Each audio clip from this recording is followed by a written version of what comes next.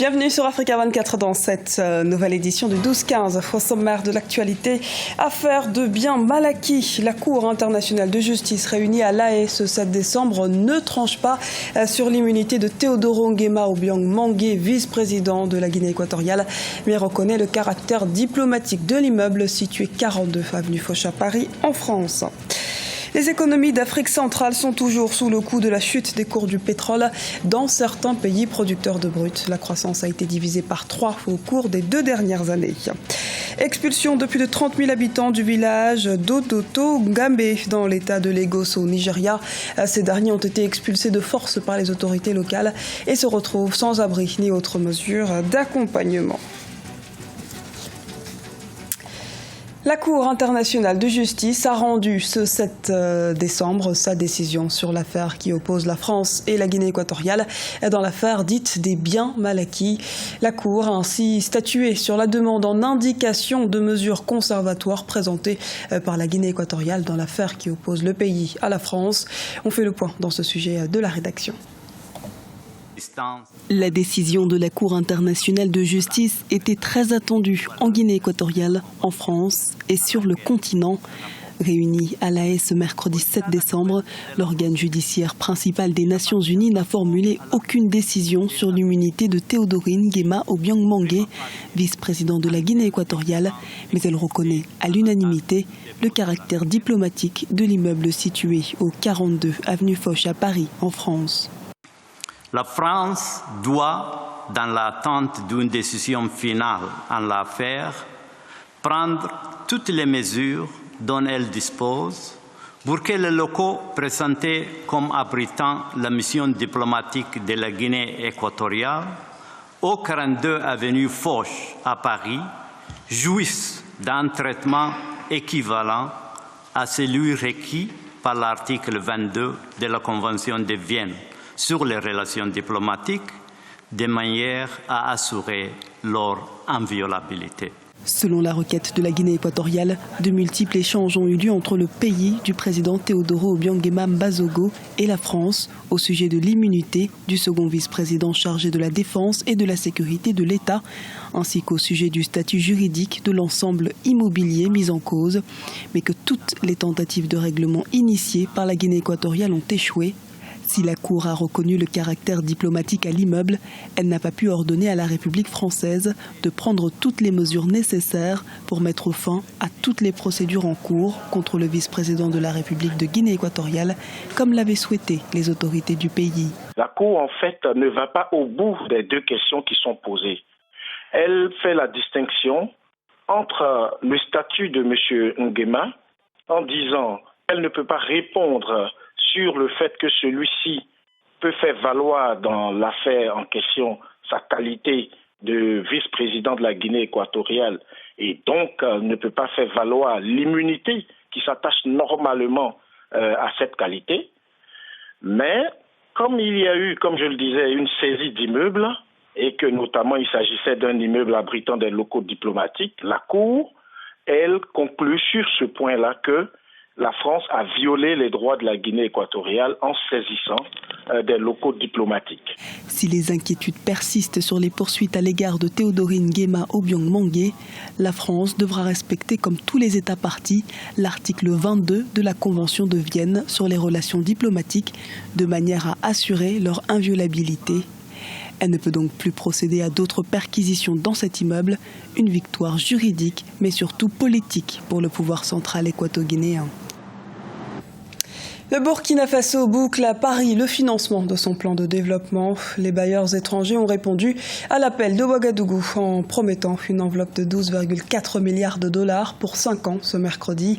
Des promesses de dons et de prêts à des taux concessionnels qui ont été annoncés pour soutenir le plan de développement économique et social que le gouvernement burkinabé prévoit de mettre en œuvre d'ici 2020. Un montant bien supérieur aux 8,6 milliards de dollars escomptés. Écoutons à ce propos le président du Burkina Faso, Roch Marc Christian Kaboré. Comme vous le savez, nous avons rédigé un plan national de développement économique et social. Et le fait que ce plan ait eu des intentions de financement de 150%, témoigne justement du fait que nos partenaires au développement se sont identifiés dans les objectifs que nous avons définis en vue de la transformation structurelle de l'économie burkinabé. C'est une grande victoire pour le Burkina Faso et comme je vous ai dit tantôt, nous en sommes fiers. Mais une chose est de convaincre et d'amener la communauté internationale des bailleurs de fonds à vouloir soutenir le Burkina Faso. Un autre défi, c'est de nous organiser pour pouvoir mobiliser effectivement ces ressources en faveur de l'économie nationale. Économie cette fois au Gabon. La commission de surveillance du marché financier de l'Afrique centrale en charge de la tutelle et de la supervision du marché financier de la sous-région a présenté les évolutions du marché financier de l'Afrique centrale à l'autorité monétaire nationale. Les explications dans ce reportage de Douglas Toutoum, notre correspondant au Gabon. Depuis la chute des cours du pétrole, les pays producteurs et exportateurs connaissent une conjoncture économique défavorable. C'est la raison pour laquelle plusieurs États tels que le Gabon, le Cameroun ou encore le Congo mobilisent les fonds sur le marché financier pour leurs différents projets de développement.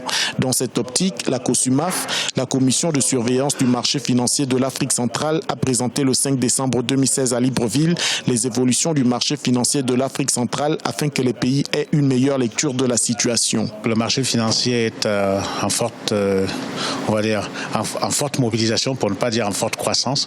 Et il est présent. Nous avons actuellement plus de 600 milliards de mobilisés depuis la création, ce qui n'est pas une mauvaise chose, puisque ça veut dire quelque part que nos économies ressentent la nécessité de venir mobiliser les fonds sur le marché afin de financer les projets divers qui existent. Au Gabon, la situation économique délétère a été accentuée par la dynamique post-électorale qui a suivi l'élection présidentielle du 27 août 2016. Aujourd'hui, le pays multiplie les stratégies pour rapidement se relever. Nous sommes aujourd'hui en conjoncture économique défavorable et les États ont besoin de financer leur développement. Dans ce cadre-là, pour un certain nombre d'États, ils ont à recourir au marché financier pour se financer. Vous savez que l'État congolais est en train de préparer un emprunt obligataire à hauteur de 150 milliards de francs CFA. L'État gabonais, dans le même sens, l'année prochaine, réalisera un emprunt obligataire de 100 milliards de francs CFA, ce qui montre que la liquidité du marché sert au financement du développement de ces États-là. Le baril du pétrole s'échange actuellement à moins de $50 américains sur le marché mondial contre 150 en 2014. Pour mieux faire face à cette réalité, le Gabon a levé les fonds pour plus de 90 milliards de francs CFA en juin 2016, selon M. Tung. D'après les spécialistes, les pays producteurs de pétrole connaîtront une légère embellie de leur économie en 2017. La croissance au sein de l'UEMOA devrait, elle, se consolider en 2016. Celle-ci devrait se situer à 6,9%, alors qu'elle était à 6,6% en 2015, selon le comité technique de politique monétaire de la Banque centrale des États de l'Afrique de l'Ouest. Le comité, qui a passé en revue les principales évolutions de la conjoncture économique mardi, a relevé par ailleurs un rythme soutenu de l'activité économique. S'agissant de l'inflation, elle est ressortie à moins 0,1% au troisième trimestre 2016 contre 1,2% au trimestre précédent. Dans 2 ans, le taux d'inflation en glissement annuel est lui projeté à 1,6%. Cela fait plusieurs mois que les cas d'enlèvement se sont multipliés dans l'état de Lagos au Nigeria et notamment dans les zones à forte concentration de bidonvilles. En vue d'enrayer cette augmentation des délits, d'améliorer la sécurité et la santé des populations, les autorités ont décidé de démolir les bâtiments non conformes, une mesure qui n'est pas du goût des communautés, comme nous l'explique Deo Gracia Sekpodo. Début novembre 2016, plus de 30 000 habitants du village d'Otodogbame, dans l'état de Lagos au Nigeria, ont été expulsés de force par les autorités locales, officiellement pour des raisons de santé publique et de sécurité.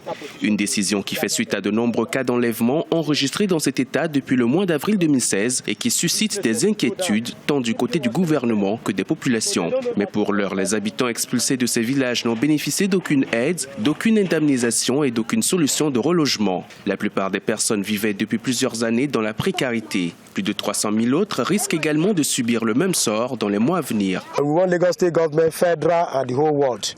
Nous voulons que le gouvernement de l'État de Lagos, le gouvernement fédéral et le monde entier mènent une enquête appropriée sur cette question afin d'amener les coupables devant la justice. Nous vivons ici depuis longtemps. Chez nous, nous ne pouvons donc pas partir d'ici.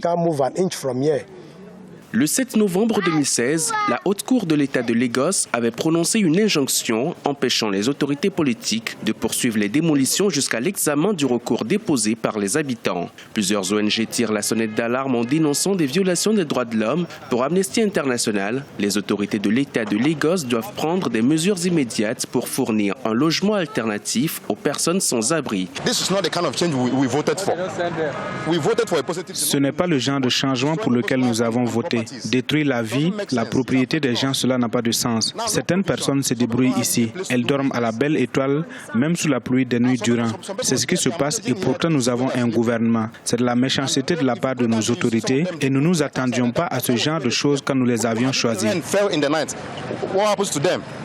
Depuis le début des années 2000, plus de 2 millions de personnes ont été expulsées de force de leur logement dans différentes zones du Nigeria. Selon les populations, ces expulsions ont lieu généralement sans préavis suffisant et sans qu'aucune indemnisation ou solution de relogement ne soit proposée. Une situation contraire aux engagements du pays signataire du Pacte international relatif aux droits économiques, sociaux et culturels et d'autres traités internationaux et régionaux relatifs aux droits humains.